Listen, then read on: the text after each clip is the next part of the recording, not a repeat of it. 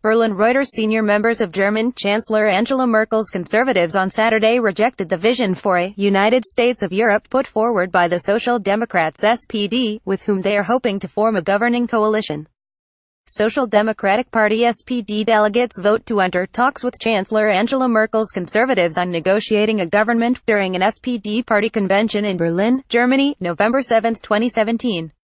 REUTERSFabrizio BenschSPD leader Martin Schulz said on Thursday his party, which suffered its worst post-war election result in September, would only gain support by providing a clear vision of Europe, and called for a United States of Europe by 2025. Merkel's Conservatives, who lost voters to the far-right due to their liberal migrant policy, want the SPD to agree to a last-ditch alliance with them after talks on a tie-up with two smaller parties collapsed. Discussions on maintaining the Conservatives' PD coalition, which has governed Germany since 2013, are due to start on Wednesday, but the two parties look set to clash over the issue of Europe, which is likely to play a key role in talks. Senior conservative Volker Kauter said Schulz's European proposal posed a danger to the EU and citizens' approval of Europe, and Peter Altmaier, Merkel's chancellery-chief, said the idea, and especially the time frame, was unrealistic. An EMNID poll for Bild newspaper found less than a third of Germans, 30%, supported Schulz's idea while almost half, 48%, rejected it. Kauter told the Tagesspiegel newspaper it was necessary to strengthen Europe but also important to recognize that at the moment people longed for the reliability that they believe they can find in national states. He added, the proposal would also jeopardize the work of unification that is unique in the history of the world because the majority of member states certainly wouldn't participate in creating a United States. Another grand coalition? Altmaier told the Rheinische Post newspaper that Schulz's proposal had surprised him and it would be better to tackle specific problems in Europe such as unemployment, the protection of external borders and coordination of economic policy.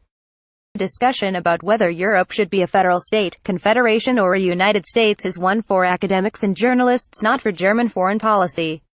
Altmaier said, a United States of Europe would transfer member states' sovereignty to Brussels and there would not be a majority for that in many EU states, he added. Merkel has also been skeptical, saying on Thursday she would rather concentrate on more cooperation in defense by 2025, on employment, and on innovation. Christian Social Union (CSU), the Bavarian sister party to Merkel's Christian Democrats CDU, also rejected Schulz's plan. Senior CSU member Markus Söder told Welt am Sonntag his party did not want Germany becoming an administrative unit of the European Commission in a European superstate. But the SPD defended Schulz's plan, with Foreign Minister Sigmar Gabriel telling Deutschlandfunk Radio it would ensure Europe's voice is heard on the global stage at a time when the influence of Asia, Latin America and Africa is growing.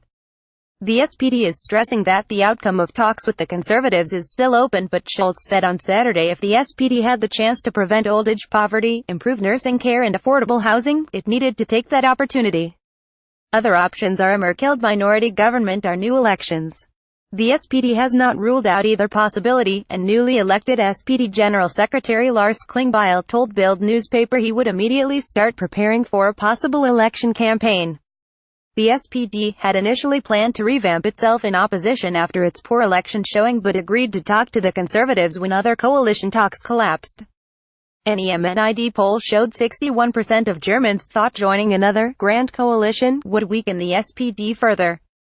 Kauter said the Conservatives would go into talks prepared to make compromises but added his party had some absolutely key demands, like capping migration and suspending the right to family reunions for some asylum seekers. Reporting by Michelle Martin, editing by Andrew Bolton and Peter Graff. For Standards, the Thomson Reuters Trust Principles.